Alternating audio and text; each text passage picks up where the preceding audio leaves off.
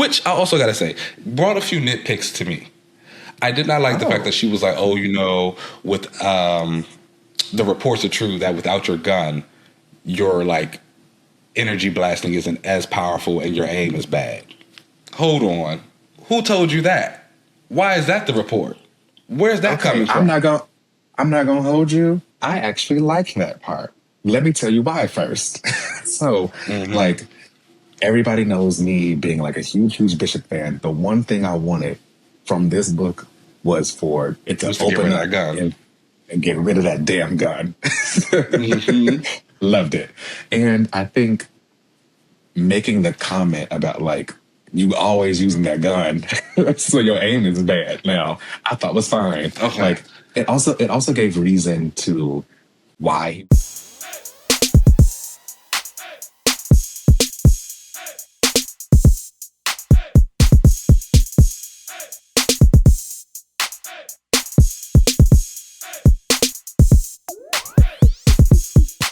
Welcome back to another episode of another Relaunch. I am Kurt Wagner, aka Nightcrawler. Oh, we love that. I am the samurai, sword-wielding daughter of the dragon, Colleen Wing. That's not where I thought you were going with this. I thought you were going to say Silver Samurai. I was like, oh, I didn't know you like him. Oh, no. I won't say I dislike Silver Samurai. I think I'm indifferent. He be fighting Wolverine a lot, and when you are an enemy, can't really rock with you that hard. He does fight Wolverine a lot. I'm not... A lot. I think he's fun as like the mini boss villain. That they don't really like the main guy. Yeah, little mini boss. He's like a body. He gives bodyguard. Yeah. Anyway, how are you? I'm doing all right. I am getting over a little bit of a cold, so if you hear me sounding kind of stuffy, that is why. The weather has been up and down, rain, heat, humidity. It's messing with my sinuses and my allergies and everything. And, I've been outside because my birthday was not too long ago. And I think my body was just like, sit down. And I said, okay. It does get to a point, though, where sometimes you just gotta relax. You just gotta chill. You just gotta do what you gotta do. So I get it. I'm here now. I'm sitting down. It was actually really great for me. I got time to relax. I was able to read a lot of comics that I hadn't got a chance to do. I read some new comics, which will help for something that's coming up a little bit later. That was great. I caught up on some TV shows, some Housewives. I lived. It was cool. How are you doing? I am doing pretty good. I am, if people can see, I'm not in my normal space. I'm out in New York for the weekend. It's been hot as hell. That's for sure. The humidity has been insane to deal with out here. This East Coast. Whoa. It's bad. It's bad. This is bad. Like, I think even today, I went to the grocery store this morning. The weather, I think, was like 72 degrees. Mind you, it's already 7 a.m. And the humidity added like an extra, it felt nasty outside. Let me just say that. I had to walk a few blocks to the store, and I came back, I was sweating. I immediately started blasting my AC. I was like, this is not how you're supposed to live. If I lived out here, I would never really go outside during this because I would just sit in the house in the air conditioning all day. Like, I want to do that. That's what you got to do. There's definitely a point in time in the city. It's a good maybe 3 weeks where it's just you're not going outside. If you want to see me, it's not happening because it's too hot, it's too humid, it's too swampy, it's too muggy, it's too nasty. You are sweating through it. It's like those 3 shower a day type of days.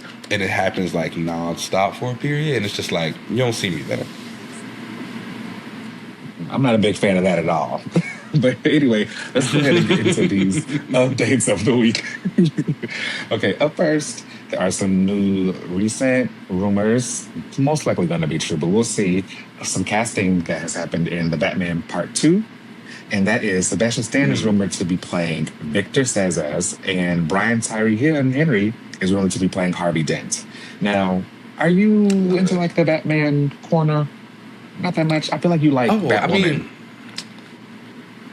I do like Batwoman. I like a lot of the Bat people. I like Batwoman. I like Cass Kane. I like Duke. I like Stephanie Brown. I really just don't like, I guess, the big three. Bruce, And I'm not even going to say I don't like them. I don't like Nightwing, but he's tolerated because he's a Tycoon. I don't really care for Babs, and I'm not. And that's the thing. Let me not even say that I don't care for Babs. I don't like the fact that she is still Batgirl.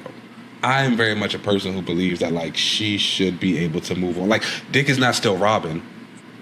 Why does Barbara still have to be Batgirl? Like and it's not even to say whether like you think she needs to be in the chair or not, but like she can be Oracle or do whatever. She can just move on. She does not have to be this 32-year-old woman calling herself Batgirl. That's just how I feel about her. And then Bruce is just Bruce. He's Batman. He's everywhere. He's kind of just overrated. Yeah. You know what I'm saying? Like I just feel about them. But like I like all the other people like actively. I would like to read about them. You know, I love Jason. So it's like, all right. I don't like Tim. Right. So Tim and Dick are really the only two who are like, I could do without you. But you like Jason and Stephanie Brown. Queen. Like, anyway, how do you feel about these specific characters to show up in this suit in this movie? I think it's villains anyway, I should say. I think it's cool. Brian Tyree Henry as Harvey Dent would be very great. He's a beautiful man. He's very suave. He can act. He like dresses very nice. I think he can pull off a lot of that emotional weight that Harvey didn't need, especially if he eventually becomes Two-Face. Sebastian Stan. To be honest, he's a good actor. I want the most. Like Brian Tyree Hill as Harvey Dent will be cool. Like obviously he'll be like, you know, suave and all that kind of stuff as Harvey Dent. But I really want to see him like do the whole Two-Face thing with his acting. I think that'd be dope. It's going to be hot. Like he would kill that really bad. So I think that's going to be exciting to see. I'm totally okay with the switches. Yeah. What about Sebastian Stan as Victor Zsasz? I think Victor, isn't he like a psychologist villain or something? That one I don't know too much about. So I want to like try and pretend like I do. But the design is hot, and I think, again, Sebastian Stan is a good actor, so I think he'll be able to pull it off well.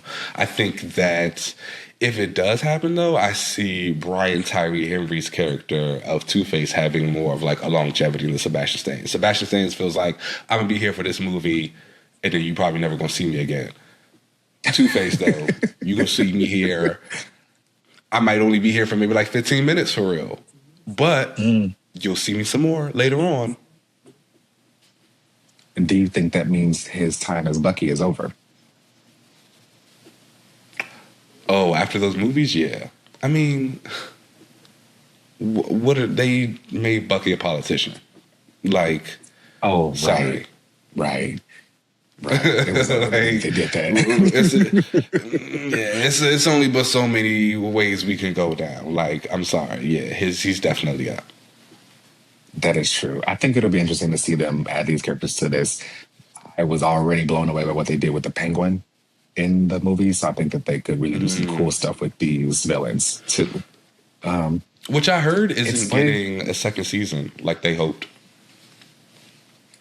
Didn't it win like a bunch of awards, or like was it nominated for a bunch of stuff and had like a big like fan support? I mean, I remember it had a lot of fan support. It had a lot of critical acclaim, and people said it was really good. And they were saying, "Oh, we're going to do season 2. Season 2 will definitely come." Woo, woo, woo. But I feel like I just saw a tweet or something, an article saying we're going to keep it as a miniseries. What we got is what we got. So I know people were disappointed by that. But Clayface is coming, so right, gotta wash it away. And we'll see, which also brings us into our next point, which is that the Justice Department approved Warner Brothers and Paramount having a merger. So Clayface may be coming, but he may be the last thing coming out, because I would not be shocked if they clean house and start over again. Yeah, you know, I don't be really. It just won't be good, I don't think. No, I think. I was kind of shocked that they would kind of really let it go through. Obviously, they still need to go through approval in the EU and the UK, but I doubt that there will be any challenges over there. But having this merger will be crazy. I really want to know if they're going to sell off any of their properties. For those who aren't super familiar with it, this was definitely done because the Trump administration wanted to take over CNN. That pretty much is exactly what they wanted to do. They really wanted to take over CNN, but I would not be shocked if some things were sold off from the Paramount side, as far as like some of those Nickelodeon properties they may get sold. Personally, I hope that they, let Avatar, The Last Airbender property go. Let someone else take care of that, so it's not even associated with anything over there. That'd be nice. Yeah, but that would be nice. It's crazy that like Nickelodeon and Cartoon Network are about to be under the same like umbrella. Ain't that wild? Like my childhood. What are you talking about? This was like you were watching one channel or you were watching the other. Mm-hmm. What's this unity? What is going on? Which side were you on when you were young? I was the Cartoon Network. Oh, Cartoon Network. Yeah. Down. Although I love my Rugrats, so I did have to turn to Nickelodeon for them. I feel like there was someone else on Nickelodeon too that I really always had to tune in for. But other than that, I was Cartoon Network. I did like Fairly Odd Parents. It was like fun. Like if I had nothing else to watch, I would watch it. That's what I mean. Yeah. I think it was. I wasn't mad at it. Yeah, but I was very much a like Toonami kid, like Dragon Ball Z. Oh, like still my favorite. Late watching the things. Yes. You know what's funny? I actually hated Dragon Ball Z even back then. It was just the hate is a strong. Was it the yelling? That's not the yelling and the shouting up. Oh my God! For 10 minutes straight, and then the episode would end, and then you would start the next one, and it would be 10 more minutes of yelling, and it's just like, what's happening? And then I also didn't like the way they did go on. Like the sidelining of him just truly turned me off from the series completely. I was like, I can't do this anymore. Not the king. He wants to be a scholar. He wants to be a scholar.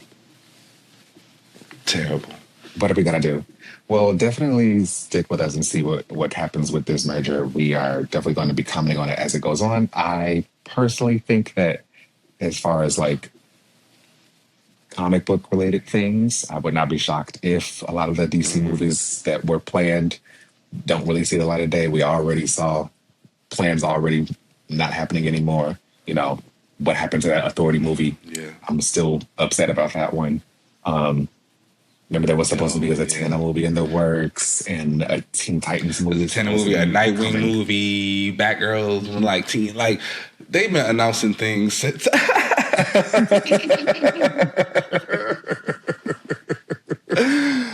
The way DC has been announcing movies that have just not happened because they just keep running into these financial issues or like turning over their company or doing all these things and like changing hands, it is truly insane to me. And when this Paramount merger, if it does fully go through, it's like they're talking now about all these things. The Batman 2 is filming. Everyone is wondering if Adria Arjona is really going to be Wonder Woman or not. There are these things that are just like you said. Clayface is coming. Is that going to be the last one? It's just now you're about to turn it over. New hands about to touch everything, and everything might change. Or maybe new hands will touch things and they'll still be like, okay, you guys are fine. Or what you're doing is fine. So just stay over here. People do really seem to like David as Superman. People seem excited for Millie as Supergirl. People seem excited for Adria to possibly be Wonder Woman, if it is. So maybe these ideas will just resonate enough and they'll stick around. But we have seen these changes a lot now. Who knows? Maybe we'll get to Paramount and they say, okay, we want to do another Justice League movie. And then we switch them Justice League Rise of Zion? They should do Justice League Dark, actually. That's what the money should be put into once the merger goes through. Immediately. Guarantee it'll be a hit. Another movie that they also announced a long time ago. Damn, I was gonna say, I would love them to put money into like, my favorite corner, which was the Green Lantern, but we already see what they're doing with that. So forget it. Baby, they're on like strike 6 now with the Green Lanterns. Like that should be a shelled property at this point. I don't know how they keep getting what they're getting. And it should be so easy. It really should. You know what? On that note, let's go ahead and take a break, and then we'll be right back. That's fine.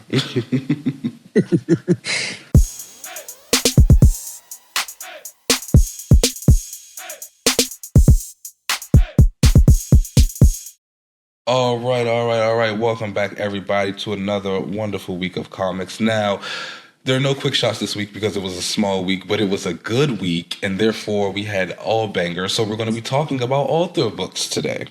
And let's start right on up with Ultimate Impact Reborn #1. This is an LZ book. Now, let me tell you something. I did not know this Ultimate stuff was still going on. I thought the universe had ended. Okay, so like this is technically a part of that, but not at the same time. Like Ultimate Endgame is about the Ultimate Universe ending. This is about Miles's time during that, I guess, where he got these like boxes and stuff, and now it's everything about that. You know, it's like the side mission being the main story, and Ultimate Endgame is all about everything. Got it. I don't know what's going on. So when does this universe officially die? I don't think it's at the end of the year. What? They're just dragging it out. Yeah, they're just dragging it out. They could have just left the universe alive for all that. I feel like weren't people enjoying it? I think so. And it was selling well. I know that it had like a lot of like, social and political commentary in it, and some really cool characters. I felt like I saw something about like the Ultimates team on my timeline every week. Mm-hmm. And they have that like the Ultimate Hawkeye, who was Native American and non-binary, or they called it Two-Spirit, which I thought was cool. But like, I think it's just ending. Okay. All right. Well, go ahead. Tell us about the side mission. Anyway, Ultimate Impact Reborn. This was written by Chris Condon with art by Stefano Caselli, colors by Marte Garcia and David Carell. And this was mostly all setup issue. The issue opens and we see this like villain who I had never seen before. I'm pretty sure they're new now. His name is like Hasticles, I think is how you pronounce it. They're all like Hasticles. They're all idolizing Annihilus. They're like really going for Annihilus. They're like, he's like their king. They're like, can't wait for him to return. They're in the negative zone of Universe 6160, which is like the new Ultimate Universe. But they're all praising the great Annihilus, which I'm assuming, I don't know if they're trying to say there's only one Annihilus, and they're trying to say that there's like the one in the negative zone. I don't know. But either way, they are all like praising Annihilus, and they have been fighting the Blastar and the children of Blastar. People know who that is. There's like this big, he's kind of like Battle Beast and Invincible, but he's got energy powers instead of like that. Oh, I know who this is. I feel like he fought Dazzler before in one of her issues of her original 80s series. Yeah, when she was with Pegasus and stuff, I think that she did fight Blastar. But either way, we see that is going on in the 6160. Miles has this like nightmare. He wakes up. We're basically getting like all set up. Miles has these origin boxes, which he mentions that like the only person he's told about them was Misty, which I guess like in his solo book, he's been like doing some trainings and stuff with her. He's like, Misty's the only one. Yeah, he's like, Misty's the only one that I told about the origin boxes because I had to tell somebody. But then he like wakes up and he's got all these missed calls by Tony Stark because he's supposed to deliver the boxes to Tony Stark. Now, we then basically get like a check-in with all these characters who we already know are probably going to be the ones to receive these origin boxes. We do meet this black guy who they hadn't said his name yet, but he has a daughter, and his daughter posted videos of him on TikTok of him like helping people, and people online are calling him Wonder Man. And he says, like, he's like, you know, there already is a Wonder Man. He's already a superhero. He's like, yeah. She's like, yeah, but he's not you. Like, you could be the new Wonder Man. He's like, whatever. So is this Wonder Man, or this man that they're calling Wonder Man, is this the black man that has been on the covers? Yes, this is the black man that's been of the Ultimate Universe stuff? Yeah, for sure. Okay, got it. Then there's this other girl who she's like been, you know, he is a baby daddy. I don't know how I feel yet about that part.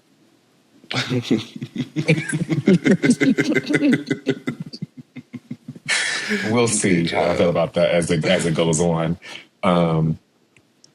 Dang. Are you just trying to say that Wonder Man who never has like a relationship? Like, whoa. But he seems to be an active parent, so that's good. That is true. You know, if Wonder you know Man, his daughter's no making what, TikToks and things like that, right, she's got him on the stuff. Yeah. Anyway, there's this other girl who she had been like working late, and like she is not a big fan of her boss, and she's gonna like release some information. There's this other couple who like, one guy has been like thinking about a bunch of stuff like, oh, how vast is infinity? And his girlfriend's like, what the hell are you talking about? This is crazy. Then we see there's this boss who she's like, you know, I don't want any of this particular information getting out. She's being very, very nasty to this other guy who was trying to like do a story for her. And all at the same time, Miles is fighting the Spot, which like, I guess that's become like his main villain. I think the movies did that really. But Miles is fighting the Spot this entire time. They go back and forth. He's like taking these origin boxes because like my boss wants them. They get caught up in his, again, you said it wasn't Dark Force. You were right, because they get caught up in his dimension. And they don't know. Yeah, they get caught up in his dimension. It's not Dark Force. It's just some dimension. I don't know what it is. But I know my people, and he's not one of them. Miles uses his like venom sting, and then he uses his like venom sword, and that causes this big explosion, causes all these portals to open up. The origin boxes spread out through Spot's portals and open up in front of all these people, and then we pretty much see everyone start to transform and receive the powers that the origin boxes had. One box had nega bands from the Ultimate Universe, and the couple that I talked about picked them up. But like when I was watching it, I was like, now why wouldn't y'all put them on together? Because the guy put on one and the girlfriend put on the other, which makes me wonder if they're going to be switching places and stuff. The nega bands, that's what Quasar uses, right? No, that's what Marvel used to use. Quasar uses quantum bands. Okay.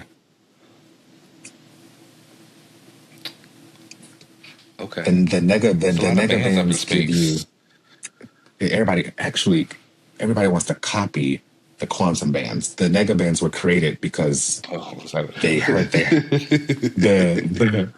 the Kree had heard rumors about the quantum bands, so they created their own, but they don't work the same.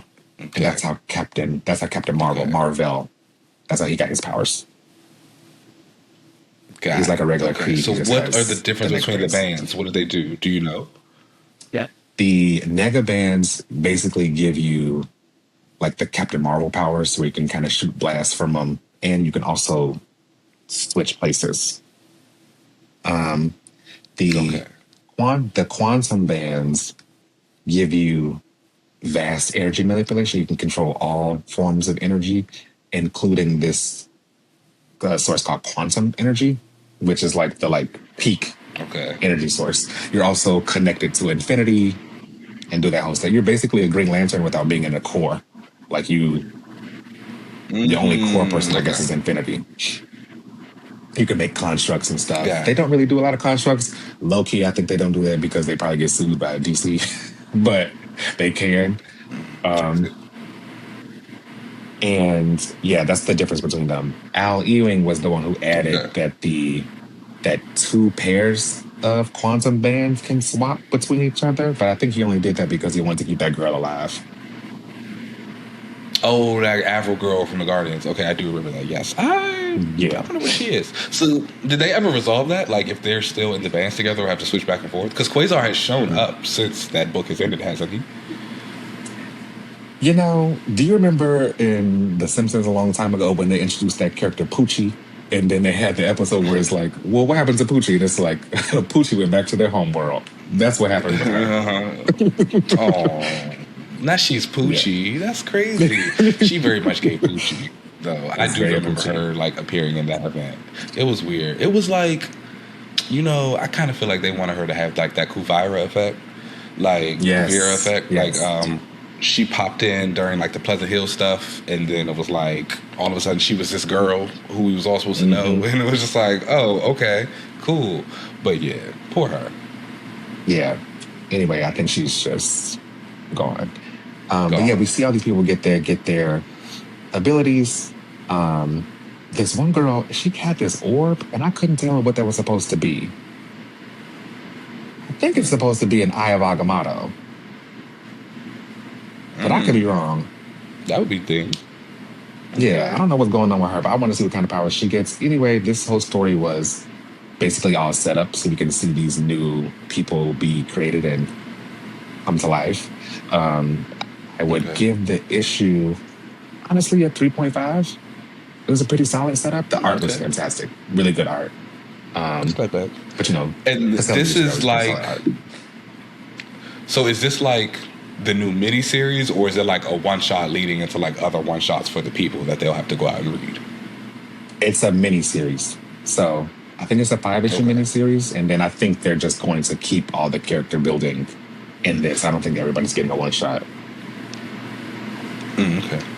Well, you know, they seem to be doing a lot of things with that Ultimate Universe despite it ending, so I wasn't sure. Y'all know where I'm going to be there. I'll be there for Wonder Man. I really want to see what's going to happen with him as we go forward.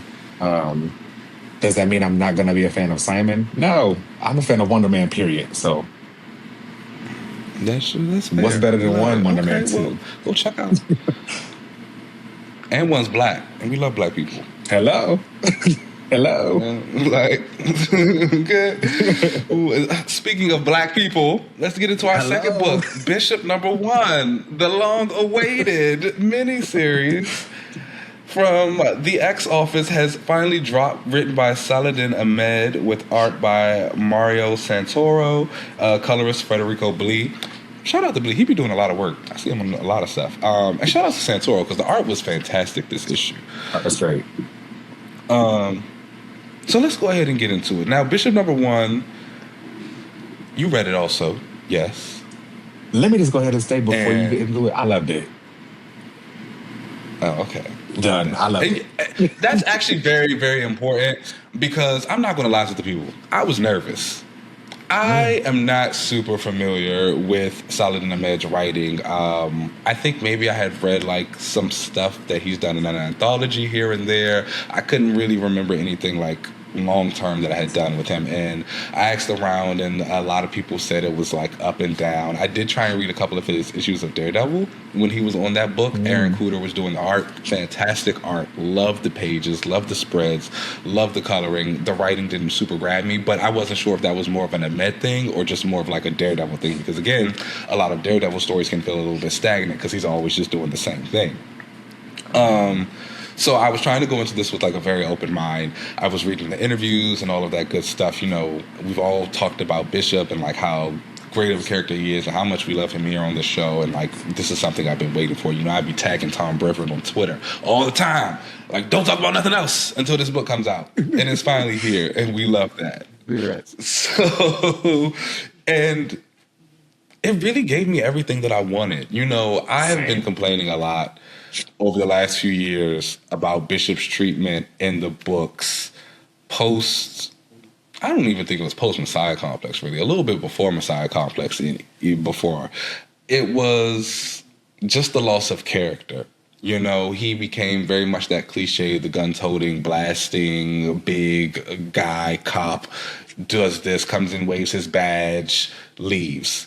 And we had lost a lot of like that character growth, a lot of like him interacting with people, a lot of the stuff that he feels. And all of that came like back here, and it was so satisfying to read. He's living back in Sheepshead Bay in Brooklyn. He is talking about the things that he's gone through with mutants, Krakoa, just like his life as an X-Man, coming from the future, living in the past. He's trying to make a new home for himself, but the biggest thing that he cannot fix is the death of his sister. Like giving that bad intel all those years ago, or ahead, depending on how you're looking at it, and, you know, getting her into the space where she gets set up and she gets killed, and like having to deal with that was great because as he's mulling this over, he ends up talking to Storm, who looks fantastic in this issue. Again, like, cannot give enough kudos to the artist. Like that page of her, like at the bar, leg, the dress, the hair, just like them talking. It reminded me specifically of this old Uncanny issue where Bishop was like out talking to the hologram of Shard. He was telling her the story of like some of his time during the XSC, of like some things that he did. And towards the end of it, like when she's leaving, Storm comes outside and she's like, "Are you talking to somebody out here?" And he's like, gives this whole spiel like, you know, "No, I'm just so happy and grateful for the day." And she's just like, "Oh, okay." And it's just like, look at them talking again and like expressing themselves. And like that is always the one person who he's felt comfortable like talking to. I even remember he said it in the issue. He's like, when he first came to the X-Men, she was the one who got him together. Those are some amazing issues too, people. If you have not read them, go back and read them. She is like irritated with Bishop 24/7 because he's just trying to kill everybody and do whatever he wants. And it's like great stuff to see. She's honestly his first student. And towards the end of the issue, you know, we get Bishop kind of going back home, and he runs into this villain, Flamequake. She seems to be this amalgamation of Avalanche and Pyro.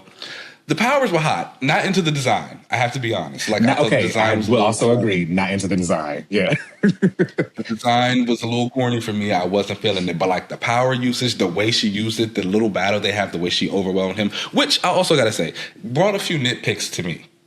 I did not like the fact that she was like, "Oh, you know, with the reports are true that without your gun, your like energy blasting isn't as powerful and your aim is bad." Hold on, who told you that? Why is that the report? Where's that coming from? I'm not gonna hold you. I actually like that part. Let me tell you why first. So, like, everybody knows me being like a huge Bishop fan. The one thing I wanted from this book was for it to open that gun and get rid of that damn gun. Loved it.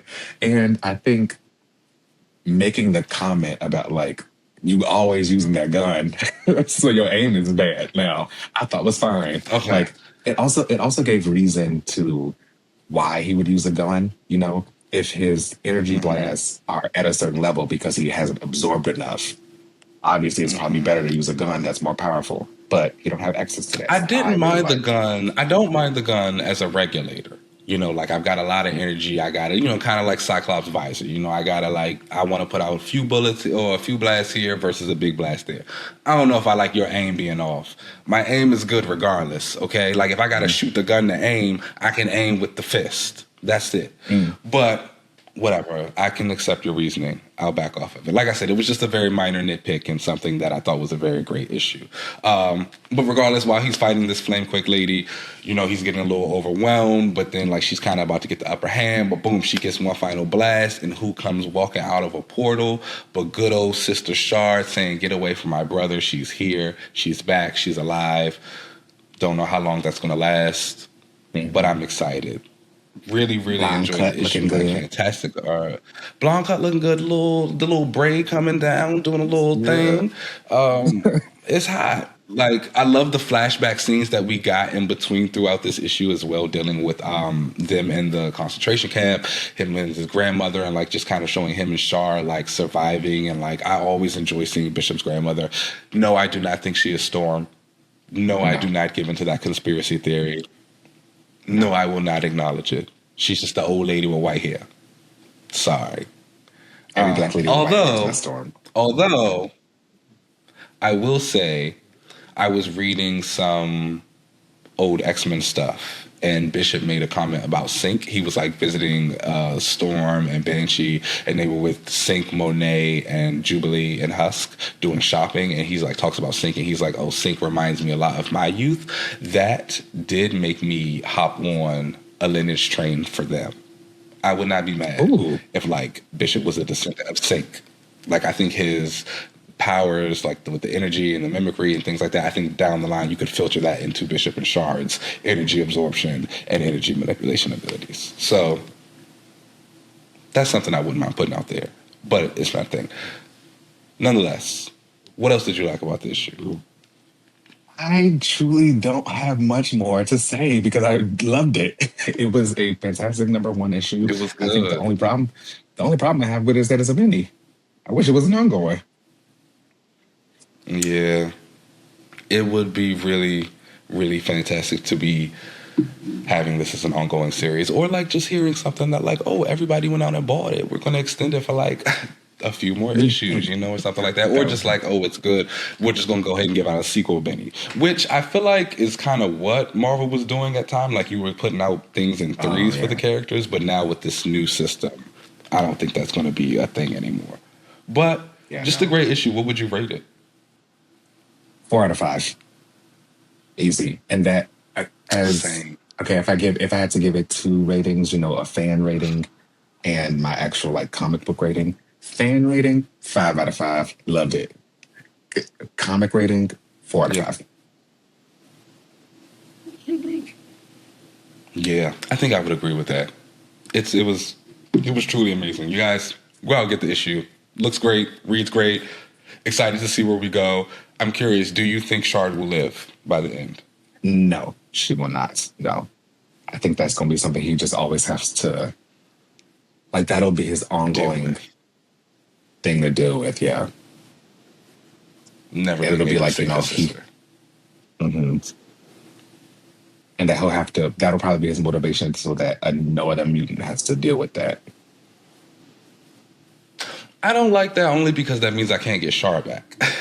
What they should do, though, if that does happen and she does die and she can't come back, what they should do is give us a few miniseries of her over there focusing coming to him on the time that she's doing. Because I do have a couple of questions now, because it's like she's coming back to a time where her brother is. So it's like, you already know that your brother's in the past. Do you know why he's in the past?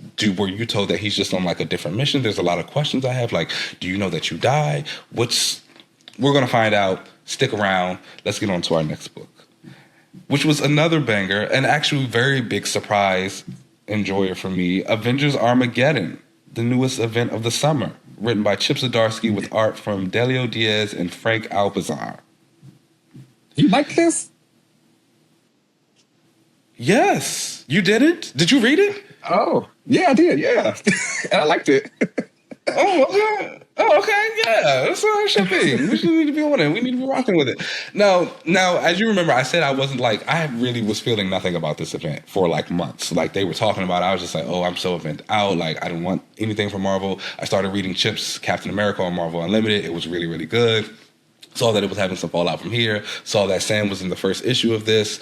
Wolverine was there too. And I was like, all right, let me just go ahead and jump in. Now, I will say, before we talk too much about the issue, I do feel like if you haven't been fully keeping up with Zdarsky's Captain America, you might be a little bit thrown off on some of the stuff that's happening. However, I do think this issue did a really good job at like explaining things and kind of over-explaining what was going on and situations and like how we got here and like why we were doing these things and why these people were around and woo.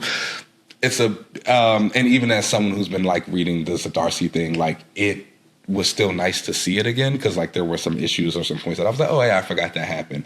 But that's just kind of like my one thing. I feel like if you're not fully into it, it might be a little bit shaky, but I do still think they explain enough, so it's not bad. Are you reading Zdarsky's Cap?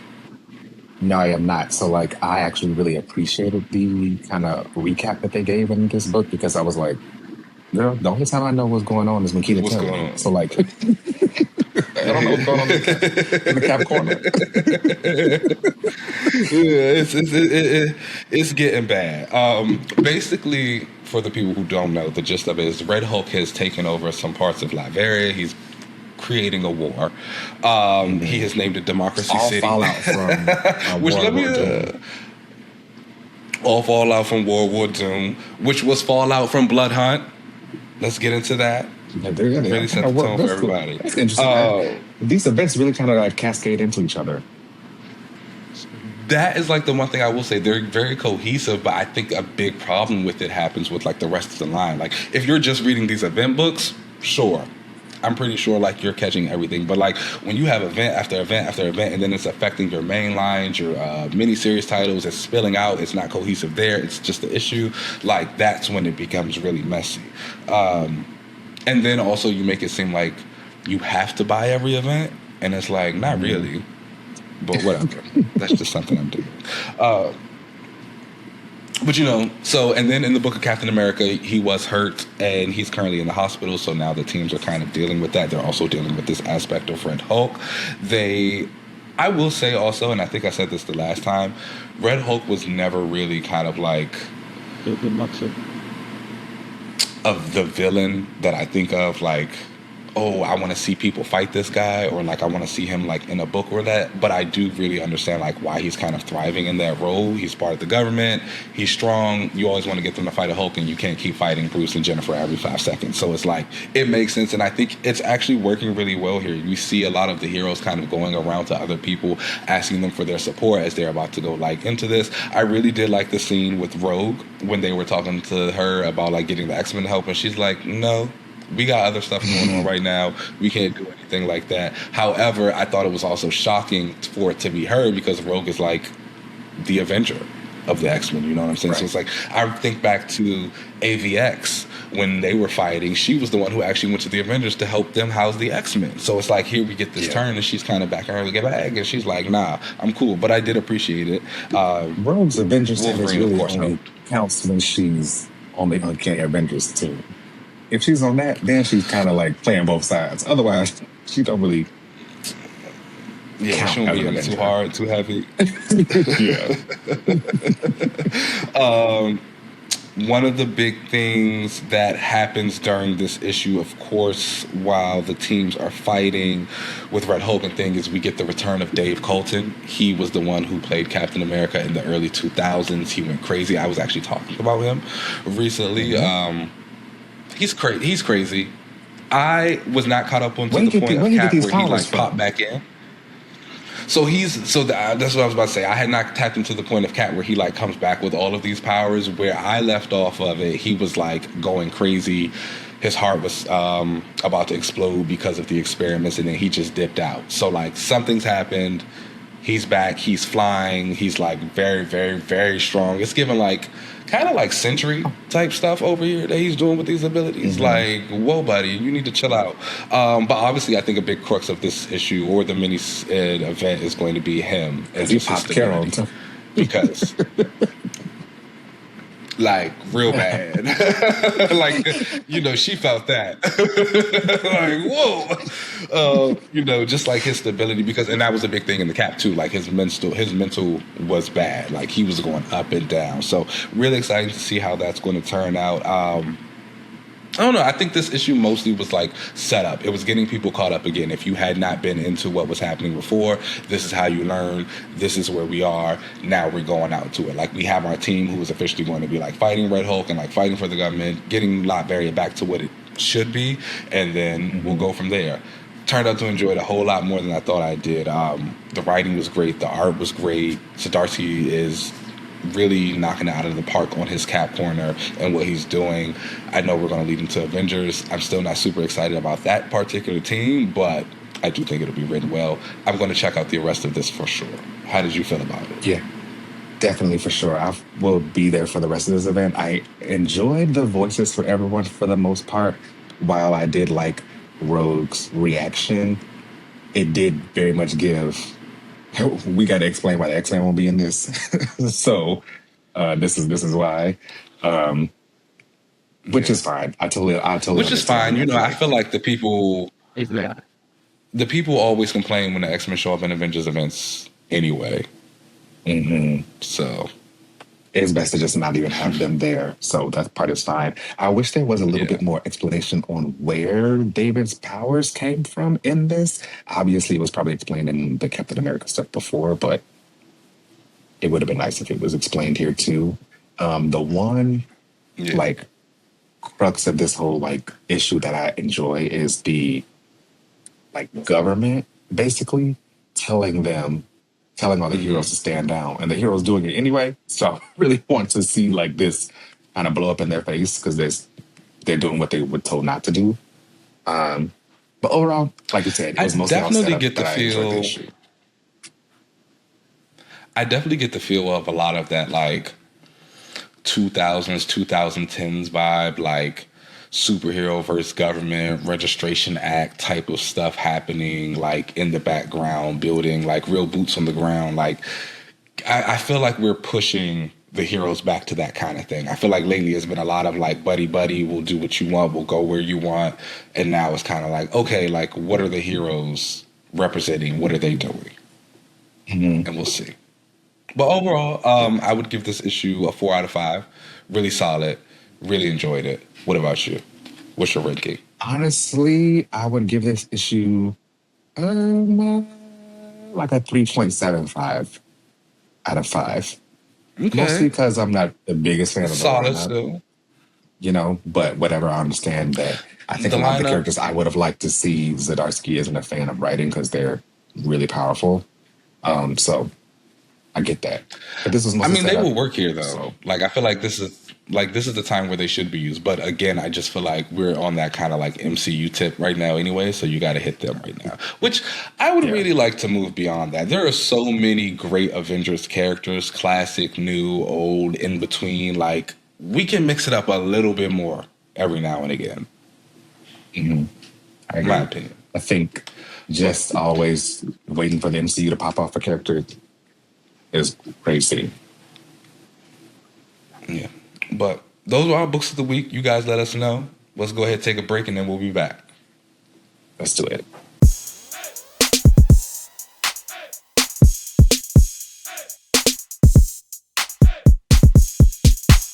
All right, everybody. Welcome back to the relaunch portion of the show. Yes, we are doing a relaunch today, and it is one that I am very excited about. Now, as I said earlier, I had been a little bit under the weather. It did turn out to be a good thing for me, though. I was able to do like some more reading and like really kind of take a deep dive into this relaunch that I'm about to do. I'm very excited to talk about it. I'm very excited for the research that went into it, and I hope everyone will like it. I also have to say this is a 3-part relaunch. So. Oh, okay. Hey. Okay, so my relaunch today is for Sam Wilson and Mercedes Misty Knight. Captain America and Misty Knight. Now, I have to pause you for just a second. Let me start off by saying, I did not know her name was Mercedes.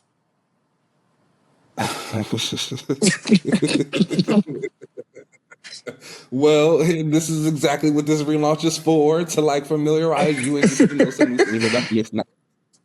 No. This is crazy. I have been reading comics for like 30 years. I had no idea her name was Mercedes. Well, now you know her. Everyone who knows Mercedes is Misty Knight's real name. Yeah. So for this relaunch, I actually did challenge myself. Like, we all know that Sam Wilson is my favorite character. I've read his books 100 times over.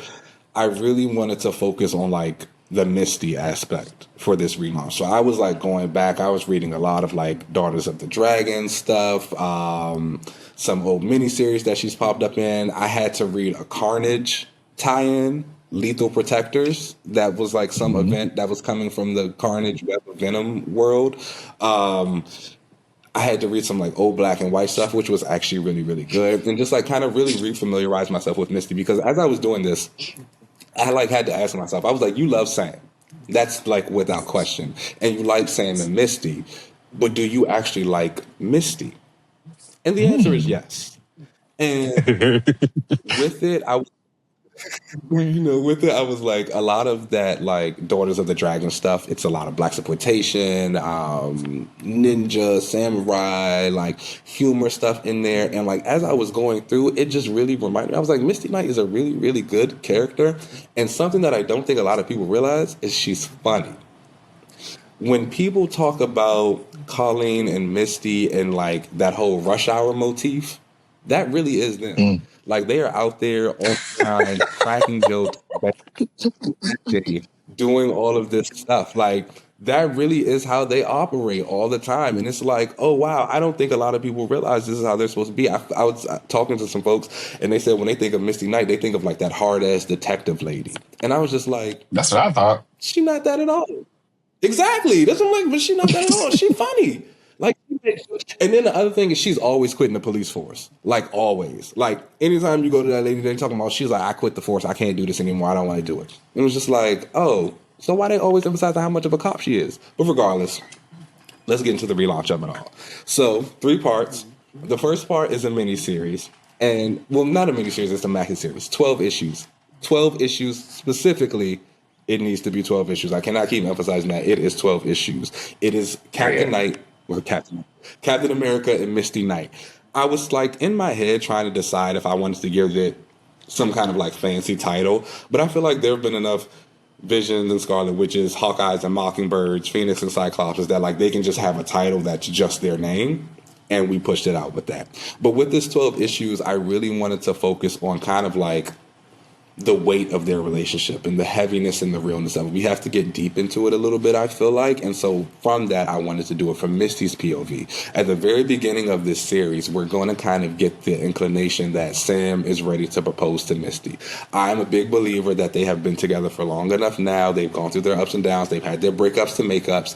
They can now be in a spot where they are getting married. And I feel like... No, nobody cheated. Calm down. Okay. Like, what?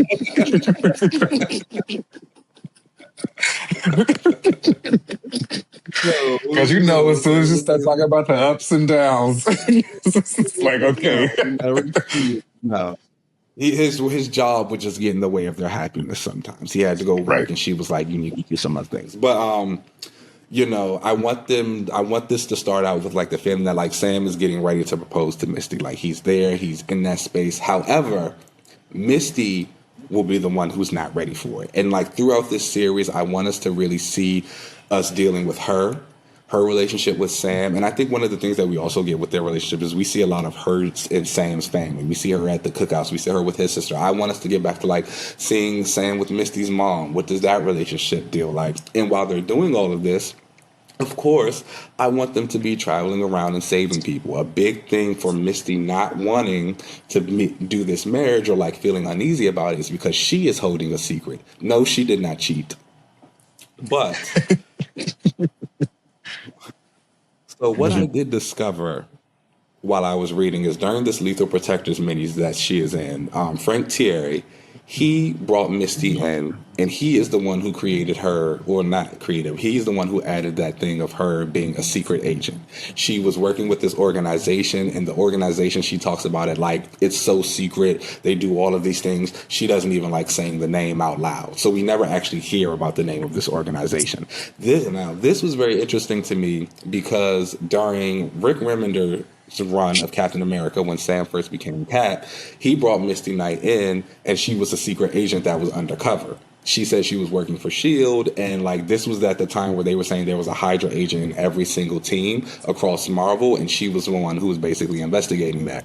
At the end of this miniseries, when Sam goes to Nick Fury, he's like, oh, we caught the guy. Misty said he was bringing him back here. Nick Fury's like, Misty's never been an agent of S.H.I.E.L.D. We don't know what you're talking about. She didn't come here. Now, when that happened, like I said, I thought that Rick Remender had just did that on his own. I didn't know that Thierry had did that in this Lethal Protectors mini. So I want to bring that all back. And while Sam and Misty are dealing with the threats that they're dealing with, they are also, she is particularly managing the secret of working for this organization, because Sam is finally going to bring that back up. Because the one thing is, he's never asked about that since. I always take it as, like, in my heart of hearts, my headcanon is that he secretly knows who she's been working for, but he's like, she was doing a good thing, and that's his lady, so he's just going to let her keep doing it until she's ready to let him know. But that's not it. Um, I wanted to be like Misty, kind of dealing with like, okay, here's this man who I do share everything with, but there's this one part of me that's still like really secret and it's kind of dangerous, and I don't know how he's going to react, and like how can I marry him? And that's kind of like what she's dealing with through as this mini goes on. While this is also happening, I was reading one of those amazing Spider-Man issues, and Jed McKay wrote the Daughters of the Dragon in it. And when in this, they were fighting the Beyond Corp. They were fighting for the Beyond Corporation, getting these monsters, trying to discover this energy source. In this energy source, they ended up giving it to Monica. This energy source is Girl. going missing.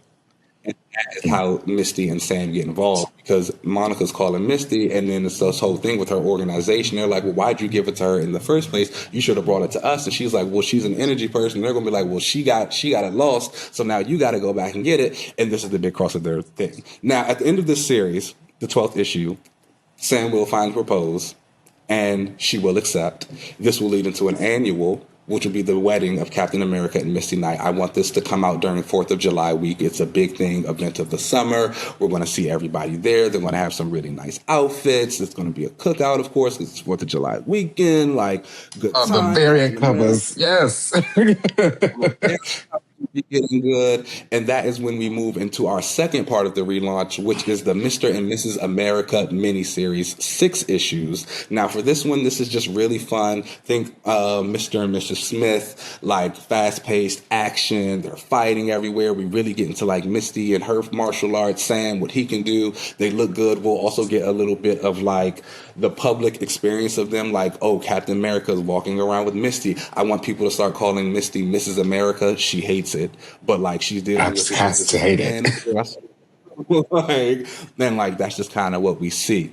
Just a fun little thing. They're newlyweds. They're happy. They're fine. That leads us into part 3 of our relaunch. Now this is where it gets exciting. This is no longer Misty. However, for the third part, we're now relaunching into a Daughters of the Dragon series. And with this one, we bring Colleen back into the mix. We see Misty, of course. They've decided to open up Nightwing investigations again. We'll see Sam, of course, helping because he is Captain America from the backlines. But it's mostly Misty and Colleen. And in that, we get to see them dealing with like higher profile clients, because Misty is now Mrs. America. So like they've got all these government people like calling them and saying, okay, these are the things we want to do. Higher damage and higher collateral, which means these are things that they're going to have to deal with. We're going to have to see Misty kind of dealing with the fact of her being a bit of a public figure now. Like, yes, she's not like Captain America, but she is Captain America's wife. People know who you are. People know where you're going. People want to be around you. How are you dealing with that? She's almost in her like Michelle Obama bag a little bit, but not. That's what I was thinking. Yeah, like getting into it like that a little bit. And then with Colleen, it just feels like a good time to like give Colleen some more spotlight, tap into her stuff. I was doing a lot of reading for the Daughters of the Dragon for this, and Misty gets used a lot, like kind of everywhere. She is honestly like the most active woman in the Marvel universe. You know, she has 2 miniseries with Daredevil and an annual. Yes, I did not.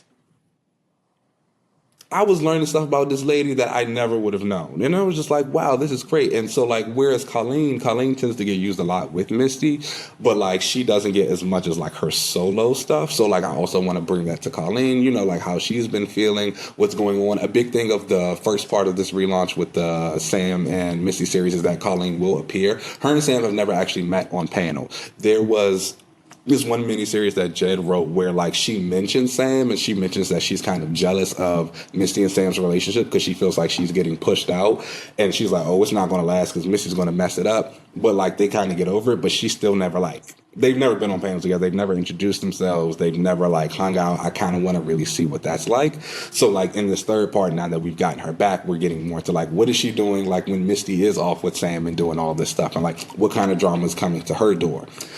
There is one thing that I'm like kind of contemplating back and forth. I think it would be cute for the Daughters of the Dragon to get their own daughters. So I wanted to bring I think that's Starling with Miles Morales' ex-girlfriend. Miles' girlfriend? The bird girl.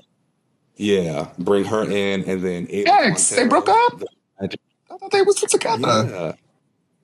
Nah, they broke up a while ago. It was like a really big deal online. The people were not happy about it either. So they broke up Miles and Starling? That is unfortunate. That's nasty. Yeah.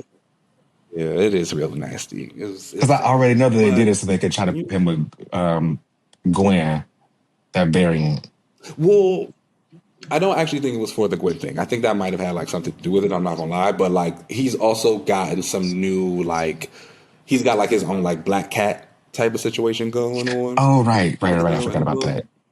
Yeah, Yeah. She and like like I think they Dominican. just I, yes, I think they just want to give him let him do some other stuff. So I mean, Starling might make her way back around, but again, and like you were saying, like Misty is mentoring Miles, and like I think that could be Mm-hmm. something messy that's going. Like, oh, okay, now you got my ex girlfriend as like your sidekick full time, even though you still doing stuff with me. And then for Colleen, I want to give her Eva Quintero, the little magical girl with the portals that is Reptile's cousin, Oh. just because I think Mm-hmm. she's fun and can be used around more. And I also think like Colleen has like some mystical ties in the background, so I think it would be cool to like get a more magic girl, but Mm. like saying like it's a nice difference. Like I have magic over here, but I'm mostly using my hands and my sword. You mostly use magic. You don't know nothing about a sword. Like let's learn from each other. Do a little bit something there. Again, just two of my options for it. Not fully like there with that. It's just something I would like to do for them. I think would be cute. I also feel as though it works in line with Misty and Sam. They should be like kind of the parents of the MCU, I feel like. He's a social worker, she's a detective. They should be like around looking for people guiding the newer generation heroes. I would really love to see them in a world where everybody tells the young heroes to put down the capes and stop doing stuff, for them to be the ones that be like, just come over to our dojo real quick. Misty and Colleen gonna teach you some hand to hand. I'm gonna teach you a little bit of strategy. Like we can't be there all the time, but we can give you some basics to help you start out. And I think it would be nice to change pace for a lot of people. So that's what I would see. But yeah, that's the relaunch. We do Cap and Misty, Mr. and Mrs. America, Daughters of the Dragon. 3 parts. And the Daughters of the Dragon is an ongoing. Fully. 50 issues. I know that's right. Green like that right now. I have learned so much already from this. I did not know that still gagged at her name being Mercedes. Had no idea. And two, my question for you during all of this was, what would you do with her arm?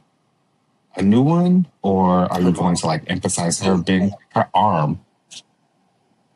Yeah.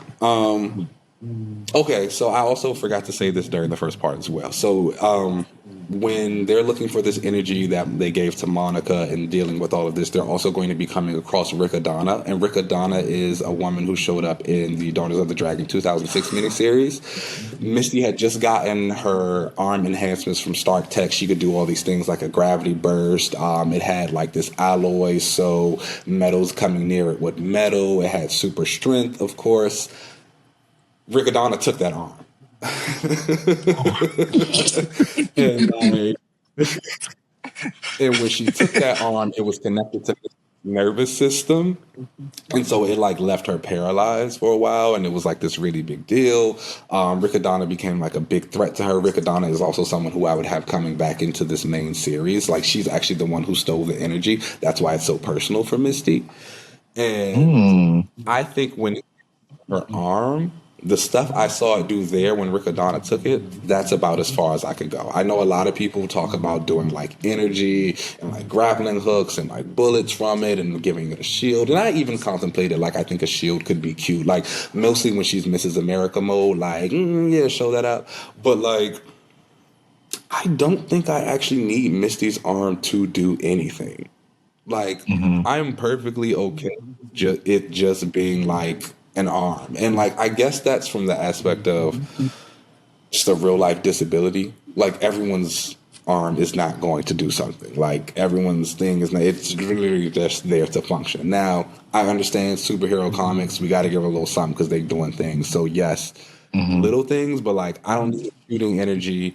I don't need to do any type of blast. I think what I just mentioned from that Daughters of the Dragon mini, like that's about as much as I can go. Like a very short anti-gravity blast to push some people back. Maybe something that's like super strong so she can crush a few things. Some metal stuff so like when the bullets are coming at her, maybe she can like catch them like Monet does in some type of way. But like, don't need a lot of that other stuff. I'm sorry. I do like the Don't need idea of a electricity. energy shield. You know, like a Energy shield could little be cute. something. Like, Again, like I do think that has like something like some viability to it. Like shield could work. I could deal with that. But like again, if the arm does anything, I want it to be like very minimal, mostly defensive type stuff. I don't think I need any type of offense whatsoever happening in it. And that's what Colleen is for. Colleen got the sword. Colleen be cutting the people up. Let me tell you something. Reading those old comics, she's a problem. Murderer? Her and that sword. Like, she gets down. She be cutting them up. Although they did used to sexualize her a lot, which was kind of sad. There was like these old black and white panels where it's like literally she's sitting there, cross-legged, coochie out, titties out. It's just like, oh my God. Yeah. It was bad for them. But again, like that was kind of their history. Like it was all about sexualization, exploitation. There's this big fight scene that they have where they're fighting all these guys, and while they're fighting, their clothes are getting ripped off the whole time. And it was supposed to be like, okay, like that whole era of that, like the hot black girl, the hot Asian girl fighting scantily clad. Exactly. Like that's what it gives. And like I want and don't get me wrong, I honestly don't think like it's the worst thing in the world. Like that genre exists for a reason. People enjoy it. They can be sexy. They can be fight. But I just think there has to be a better balance of it. I feel like back then they would do a lot on like the sex and like give tidbits of the humor, whereas like future adaptations I feel like did a little bit more humor, but then like toned down the sex, and that's why people think Misty is like this hard ass lady. And I feel like the Jimmy Palmiotti stuff, Gray and the Kari Evans, the Heroes for Hire era, those really kind of focus more on like them being fun and sexy and humorous. So keep that up. Again, bring that Rush Hour feel to them because that is genuinely who they are. That Rush Hour call out is a fantastic one for me because like instantly now I get it. I also was one who was always like, oh, Misty is just like, the tough as nails detective cop. And I recognize that she comes from like the 70s and the whole blaxploitation era, and she's basically, Pam Grier. But so I think that's what I thought that she was just supposed to give. When Pam Grier was on those shows, she was like the hot cop. But not like fun or funny and stuff. Like, you know what I mean? She was just like that. She was the hot cop. And I think injecting Misty and Colleen with more of that like Rush Hour feel would be a lot of fun. And probably, like you said, a reminder of who they were. Of who they were. And like I feel like maybe people who read cat comics might get it from Misty a little bit because she spends a lot of time like clowning him, but it's also like that's just your man. You always clown him. Right. It don't hit as hard because like just clowning your man. Okay. So but those are my things. That's my relaunch. Cap and Misty. It's time for them to get married. It's been over 10 years now. It's time. Let's do it. And we need another black couple getting married and doing that stuff. They've gotten rid of Storm and Black Panther, so it'd be cool for. And Sam needs that. It's time. It's really time. Yeah, I'm on for it. Yeah, that's the launch for the week. I love that. Marvel, if y'all listening, go ahead and put Keenan on the list and go ahead and use this. All right, y'all. Well, that brings us to the end of the episode. Make sure you rate and subscribe us wherever you get your podcasts. You can find us on most social media platforms at Another Relaunch. You can watch us on YouTube at Another Relaunch TV. You can email us at anotherrelaunch@gmail.com. You can find me on most social media platforms at UncannyLZ. Keenan, where can they find you? You guys know you can find me at Keenan Lance. As always, there's an underscore at the end. All right. Peace out, y'all. We'll see you next week. Peace.